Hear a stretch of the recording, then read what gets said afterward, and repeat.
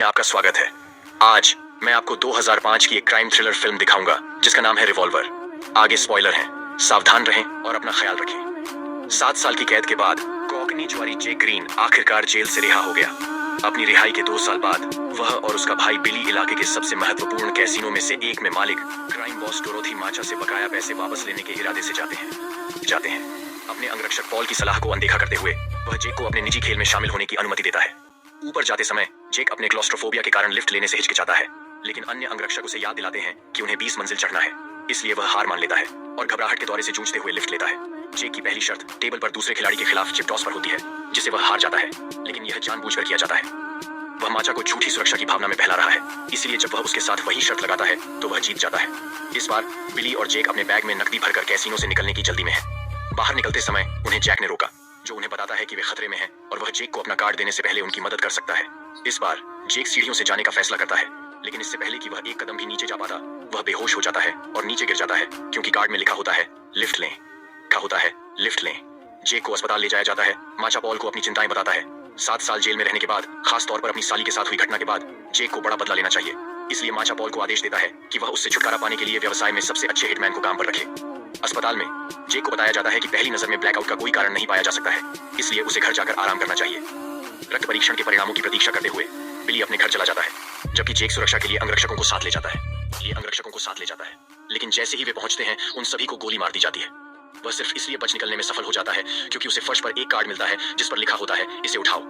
इसलिए वह ठीक वैसा ही करने के लिए झुकता है और अपनी कार में भागने की कोशिश करता है, लेकिन ड्राइवर को भी गोली मार दी जाती है। सौभाग्य से जैक उसे बचाने और उसे ले जाने के लिए समय पर पहुंच जाता है।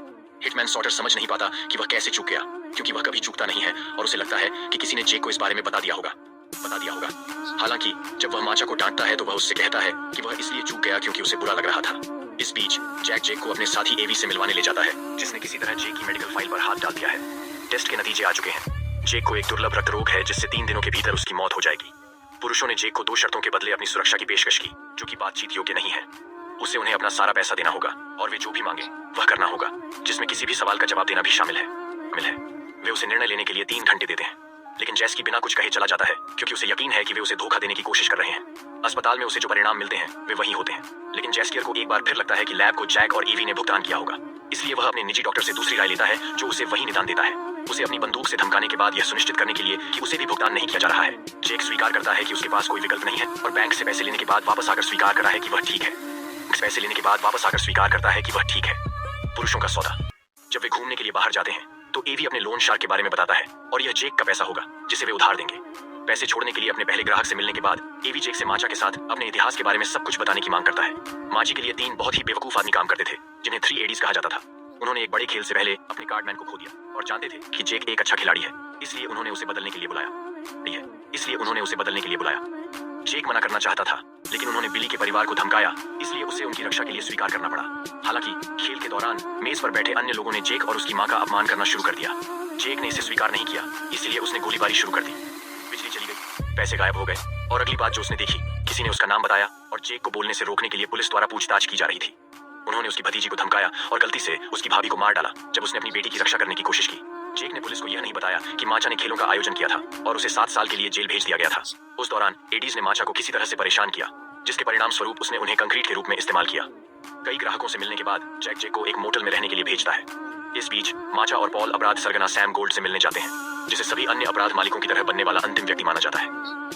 हालांकि गोल्ड को कभी भी कोई आगंतुक नहीं मिलता, इसलिए इसके बजाय वे उसके सलाहकार लिली वॉकर से मिलते हैं, जो माचा के साथ पाउडर डील करने के लिए सहमत हो जाती है। वह उसे यह भी याद दिलाती है कि गोल्ड को प्रचार पसंद नहीं है या दूसरा मौका नहीं देता। कुछ समय बाद जैक और एवी को और पैसे देता है, इससे पहले कि उससे जेल में बिताए गए समय के बारे में पूछा जाए। एवी के साथ शतरंज खेलते समय जेक को 214 साल की सामान्य सजा या 7 साल की एकांतवास की सजा दी गई थी, इसलिए उसने एकांतवास चुना। उसकी कोठरी 2 आदमियों के बीच थी, एक शतरंज मास्टर और एक ठग जो लंबे समय से वहां था, और जबकि वे कभी एक दूसरे से बात नहीं करते थे, वे एक दूसरे के बारे में सब कुछ जानते थे।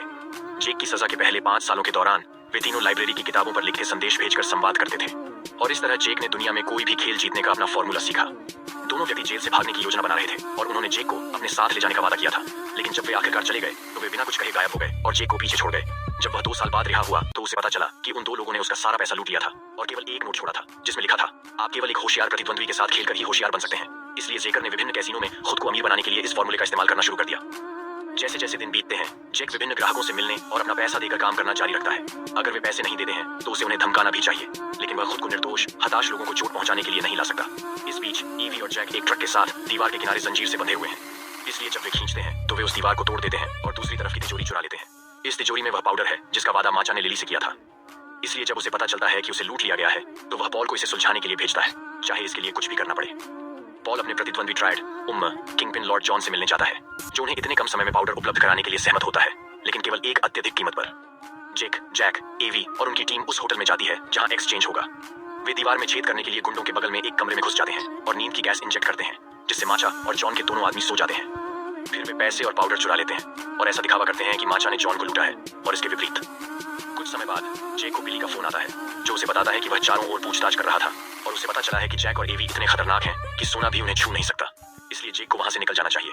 जेक सुनता नहीं है और काम पर वापस चला जाता है, जहां उसे एक डरे हुए ग्राहक को गोली मारने की उम्मीद की जा रही है। वह मना कर देता है और इसके बजाय एवी को गोली मारने की कोशिश करता है, लेकिन उसे पता चलता है कि बंदूक खाली है। इससे ठीक पहले एवी उसे बेहोश कर देता है। जेक होटल में घंटों बाद उठता है और एवी से एक कॉल प्राप्त करता है, जिसमें कहा गया है कि वह अपने तीसरे दिन बच गया है, इसलिए उसे अपनी भतीजी और बिली से मिलने के बाद चेकअप करवाना चाहिए, जो उसे किसी भी स्थिति के लिए एक बंदूक छोड़ देता है। जेक अपने डॉक्टर से मिलने जाता है, जो पुष्टि करता है कि निदान गलत था और जेक ठीक है। वह एवी को फोन करके जवाब मांगने की कोशिश करता है, लेकिन एवी केवल इतना कहता है कि उसे इंतजार करना होगा। इस बीच पॉल जानकारी जुटा रहा है और जेक का नाम उसके आदमियों द्वारा झेली जा रही सभी समस्याओं में शामिल होने के रूप में सामने आया है, इसलिए माचा उसे मारने का आदेश देता है। जब जेक मोटल में लौटता है तो एवी और जैक उसका इंतजार कर रहे होते हैं और उसे चेतावनी देते हैं कि माचा के गुंडे कमरे के अंदर इंतजार कर रहे हैं। जेक भाग जाता है और आदमी उसके पीछे जाते हैं, लेकिन वह उन्हें खोने में कामयाब हो जाता है, खासकर तब जब एक बदमाश गलती से फिसलकर खुद को गोली मार लेता है। दूसरे अपराधियों को शव मिलता है और उन्हें लगता है कि जेक ने यह किया है। जेक एवी और जैक से उनके दफ्तर में मिलने जाता है, जहां वे अपना गुनाह कबूल करते हैं। उन्हें हमेशा से पता था कि जेक ने उन्हें एडीज के साथ अपने पुराने सौदे के बारे में पूरी सच्चाई नहीं बताई थी। वे तीन जोकर उसे मारने के लिए जेल से बाहर आने पर जेक का इंतजार कर रहे थे, क्योंकि उसने जो किया उसके कारण माचा ने उन्हें नौकरी से निकाल दिया था। उसकी जान बचाने के लिए उसने एडीज को एक सौदा पेश किया। हर महीने वह उन्हें उधार दिए गए किसी भी पैसे का 3% देता था। पहली बार केवल एक एडी ने इस पर सहमति जताई, लेकिन जब उन्होंने देखा कि उसने अपना सौदा बरकरार रखा है तो वे सभी इस बार 4% के लिए इसमें शामिल होना चाहते थे। सच में जेक प्रत्येक एडी को दूसरे एडी के पैसे से भुगतान कर रहा था, इसलिए वह कुछ भी नहीं खो रहा था। यह एक बिंदु पर आ गया कि उनके पास उधार देने के लिए और पैसे नहीं थे, इसलिए उन्होंने माचा से उधार लिया, जो जल्दी ही एडी के रहस्यमयी पैसे बनाने वाले आदमी में दिलचस्पी लेने लगा। फॉर्मूले के साथ जुआ खेलने और खुद को अमीर बनाने के बाद जेक ने अपने भाई और भतीजी के साथ छुट्टी मनाने के लिए उस पल को चुना, और यही वह समय था जब माचा ने उसे पैसे न चुकाने के लिए एडीज को मार डाला। माचा की बात करें तो वह एक शानदार रेस्तरां में खाना खा रहा था जब उसके गुर्गे उससे मिलने आए और उसे बताया कि जेक भाग गया है। सॉटर जॉन के प्रेमी को पहचानता है, जो वेट्रेस होने का नाटक कर रहा है, इसलिए वह उसके ड्राइवर के पीछे जाने के लिए रेस्तरां से निकलने से पहले उसे गोली मार देता है। हालांकि उसकी शूटिंग अभी भी बंद है और वह उसे केवल चोट पहुंचा सकता है, उसे मार नहीं सकता, इसलिए मरने से पहले महिला हंगामे के बीच में माचा की उंगली को गोली मारने में कामयाब हो जाती है। फिर सॉटर को लॉर्ड जॉन के ठिकाने पर उसे और उसके आदमियों को मारने के लिए भेजा जाता है। जे के पास वापस वह अभी भी छत पर गोल्फ खेलते समय जैक और ईवी से बात कर रहा है। वे उसे समझाते हैं कि कोई भी कभी सोना नहीं देख सकता, क्योंकि वह वास्तव में मौजूद नहीं है।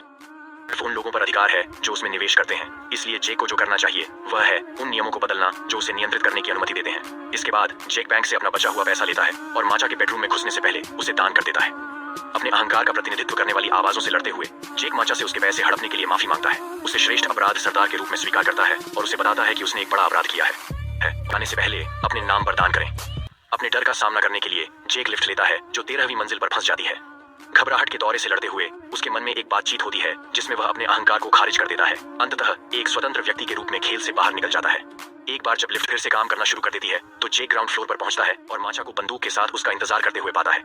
हालांकि अपने अहंकार से पागल होकर जेक खुद के साथ शांति से रहता है और बस उसके पास से निकल जाता है, जिससे माचा को गुस्सा आता है। वह पागल है क्योंकि उसे समझ में नहीं आता कि कोई उससे कैसे नहीं डरता। वह रोने लगता है क्योंकि उसे एहसास होता है कि उसे कितना अपमानित किया गया है। अगली सुबह पॉल माचा के लिए सभी स्थानीय समाचार पत्र लाता है ताकि वह देख सके कि उन सभी पर उसका नाम छपा हुआ है। जेक झूठ नहीं बोल रहा था जब उसने कहा कि उसने माचा के नाम पर दान दिया है, और अब हर कोई सोचता है कि कैसीनो मालिक समुदाय की परवाह करता है। माचा श्रेय लेने के लिए खुश है, लेकिन उसकी खुशी थोड़े समय के लिए है। पॉल ने उसे यह भी बताया कि जेक के पास पाउडर है और वह हमेशा से ही उनके साथ खेलता रहा है। पॉल, सॉटर और माचा के बाकी गुर्गे बिली से मिलने जाते हैं, जो अपनी बेटी को अलमारी में छिपाने में कामयाब हो जाता है जब उसे पता चलता है कि उसके एक अंगरक्षक ने उसे धोखा दिया है। एक बार जब वह मिल जाता है तो लोग उससे पूछताछ करते हुए उसे चोट पहुंचाना शुरू कर देते हैं। जब वह कहता है कि उसे नहीं पता कि जेक और पाउडर कहाँ है तो वे विश्वास नहीं करते। पॉल के तरीके तेजी से बढ़ रहे हैं और सॉटर असहज महसूस करने लगता है, खासकर जब वे उसे धोखे की सिसकियां सुनकर वे अलमारी से बाहर आ जाते हैं। एक बच्चे को चोट पहुंचाने से इनकार करते हुए सॉटर अपने अहंकार को त्याग देता है और अपने साथी गुर्गों को विधिपूर्वक और प्रभावी ढंग से मारना शुरू कर देता है, लेकिन अंत में वह एक गलती करता है और मारा जाता है। इस बीच माचा से लिली मिलने आती है। वह उसे गोल्ड द्वारा भेजी गई एक माला लाती है। जो माचा का नाम अखबार में देखकर खुश नहीं होता, क्योंकि उसे प्रचार पसंद नहीं है। लिली उसे यह भी बताती है कि माचा का समय खत्म हो गया है और उसे दूसरा मौका नहीं मिलेगा, जो उसे अंदर भेज देता है। एक और भयावह उन्माद।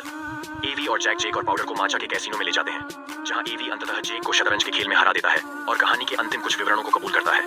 वह और जैक जेक के बगल की कोठरियों में रहने वाले लोग थे और वे हमेशा उसे अपने साथ ले जाना चाहते थे, लेकिन वह सच्चाई को स्वीकार करने के लिए तैयार नहीं था, जिसका अर्थ था कि वे जेक की कल्पना के अलावा कुछ नहीं थे। दुर्भाग्य से उसके पास इस बात को स्वीकार करने का समय नहीं है, क्योंकि उस समय कैसीनो के अंगरक्षक उसे माचा से मिलने के लिए ले जाते हैं, जिसके पास लड़की है। पाउडर के बैग को फर्श पर गिराने के बाद जेक अपनी भतीजी से कहता है कि सब ठीक हो जाएगा, जिससे माचा भाग